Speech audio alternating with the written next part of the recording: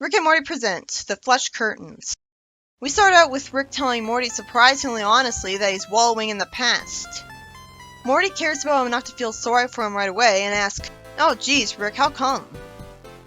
Rick has a smart, no shit, and really general response instead of complaining about what specifically is wrong with his life, and Morty sweetly offers him some of the cheese balls they picked up on their last adventure. Aww.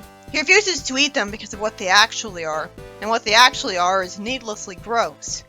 But Morty's open-minded enough to eat them anyways, because if he's calling them cheese balls, they probably taste just like them.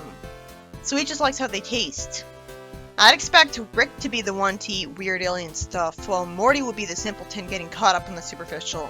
But it's cute to see him like that, enjoying something he wouldn't have if it weren't for meeting Rick.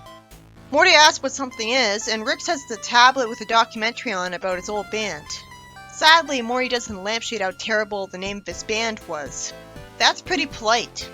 He is his grandson, so he's nice to him, and says that's cool and asks if he can watch it.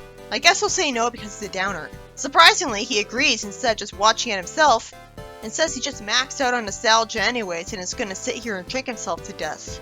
Morty just smiles and says okay, implying that he doesn't actually believe that'll happen. Logically, since he's known Rick for a long time, and Rick seems to be immune to alcohol poisoning. Probably because of a cybernetic liver, but he was surprised to see that he had cybernetics in the show. Rick says that he should have told Morty that's not really a documentary, just a collection of fixed wormholes leading to the actual past, and that interacting with those wormholes could rupture the fabric of space-time. That sounds convoluted and unnecessary.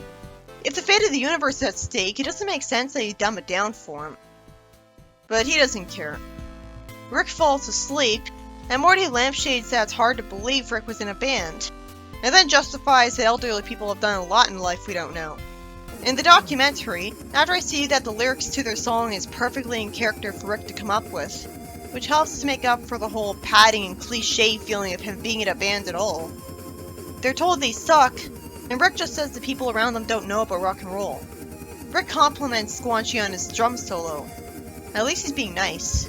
Bird Person wants to confront him about his songs, and Squanchy says that he's not getting what he wants out of being in this band. Bird Person says there are more appealing songs that could be playing if others in the band were allowed to contribute in the songwriting, so he wants to go more mainstream. It's just an unfortunate coincidence that the place they were playing the song I didn't like emo music. Plenty of people do. It'd be unrealistic to pretend that only Rick would. My problem is that I can't imagine Bird Person to have a good singing voice. Morty hopes that the internal pressures among the band members won't cause them to break up before they'd achieve success. I hope this is a writer lampshading how painfully cliche this kind of plot is. It doesn't help that I've already seen this kind of plot done in the Sabrina the Teenage Witch sitcom, where the band feuded with each other because of acquired situational narcissism that was at least justified by a magical potion. There was an episode of Family Guy where Meg sung in a band. There was an episode of The Simpsons where Homer sung in an a cappella band. It's been done to death and is always the same plot points. I hope this becomes sci-fi enough to actually add something. At least it's kind of amusing how blunt the neon sign is, saying shithole apartments for rent. Though I can't imagine why a comic based on an Adult Swim show would censor a swear. It shows gore just fine. After Rick wants to get revenge on his friends defensively for not liking his songs, he tells them that he's invented a songwriting machine. Won't it just be biased to like what songs he likes and that's it? He says it scans brain patterns to determine exactly the right music and lyrics to make anyone who hears them happy, and writes the catchiest possible songs to appeal to the widest possible audience. Then he says that it beams the music and lyrics directly into their brain so they won't even have to bother practicing. How would it mean they wouldn't have to bother practicing?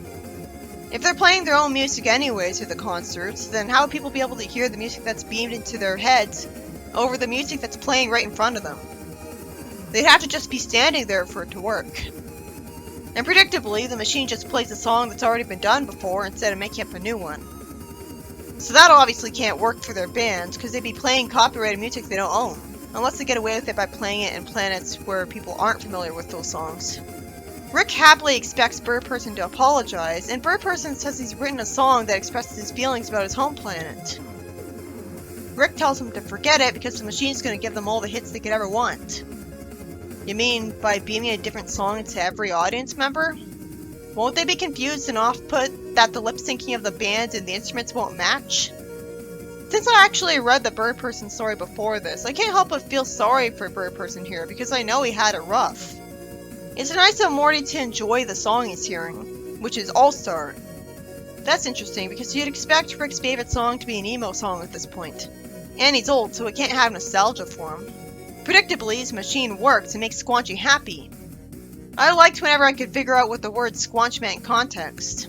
It's kind of a fun game. Rick says that he's opening for one of the biggest singer-songwriters in 12 systems. Rick meets a singer for a band he looks up to, and they play a new song of theirs. And he hates it because it's too mainstream and isn't about something. Naturally, this humiliates Rick, and he's too busy to immediately listen to a different song. And I guess he has something to do after this, so he can't just stay here. Then Bird Person sings some touching lyrics about his home, and it's sweet of Morty to tear up at it. But Rick just says they should get rich and famous since he doesn't have much in the way of morals and is already there. And of course, an alien compliments his machine, so it's not like we're expected to believe everyone's oblivious to his machine, which would have been stupid. The alien agrees to front him the money he needs, but threatens to kill him and everyone he knows multiple times if he disappoints him. Rick plans on becoming the most popular band in the multiverse. He says he rented out the stadium and a bunch of magical and multidimensional cameras, and engaged in a lot of payola to get their songs on radio stations in 100 different realities, and casually tells Bird Person that he got all the money for this by borrowing from a dangerous gangster. Couldn't he just create a portal in his face? He'd only be a threat if he caught him by surprise and made him start running from him. Otherwise, Rick could just shoot him. I guess he's gonna completely blow it. At least there's some justification for this. The guy with wings shows up again and wants to hear Bird Person's song, which he heard from backstage at his show. How convenient for him, and not for Rick. I thought he was already on his way to do something else. So Rick recklessly decides to let Bird Person play his song, and he's embarrassed when Bird Person says that there's good in him after all. I'm guessing this will, yep, the people in the audience are all portrayed as complete idiots who hate the song of the first text bubble because it isn't appealing to them. The first idiot says the song contains depths of nuance and subtleties never experienced, as an insult, which would never happen. This wouldn't be so painful if they didn't drag it out with dialogue from the audience. It seems unrealistic that Bird Person's song will be hated from just the first text bubble without them waiting for him to get past the chorus. Only the guy with wings stays and claps to it, because all of Rick's audience members were idiots. Every single one of them. All at the same time, somehow. You know, you don't have to be an idiot who can't appreciate a touching song to appreciate a machine like Rick's. Anyone would. Then an alien shows up to Rick with a gun, and there's two other aliens at his side who also have guns, so even if Rick shot the first one, he gets shot anyways. Rick desperately wastes time asking if they want a beer. The guy with wings runs away in fear, and the bad guy threatens Rick. Then Morty says he wishes he didn't eat all those cheese balls, and ends up getting sick, and that goes through a hole in space-time and lands on the bad guys, which lets Rick and his friends get away safely. So now we'll never know how he actually survived this. They get into a spaceship to fly away, because I guess Rick didn't think to have his portal gun with him so he could easily escape the situation. I'd expect him to be crazy prepared. Rick tells Bird Person to take the wheel while he plays the gangster the best song he's ever heard, because he still got Narlock's brain pattern stored in the machine. I guess because he was at one of his concerts and his brain was scanned. Then after Rick plays the most beautiful music Narlock ever heard and it kills him somehow, because Deus Ex Machina, Bird Person says he can't go back to rehearsing because singing a song made him realize how much he misses the nest of his homeworld. So he wants to return there for now. And Squanchy says he needs to go to rehab, which was foreshadowed by him revealing he was doing drugs earlier. Bird Person asks Rick what he'll do. He says he'll have a grandson someday. And the story ends with Morty thanking the thankfully asleep Rick. Good thing for Morty that his tearing space-time did nothing but help. The way Rick talked about it, he made us think that the whole universe could be threatened. The line did a great job of creating a lot of tension when it first showed up though, but ended up just being a Chekhov's gun.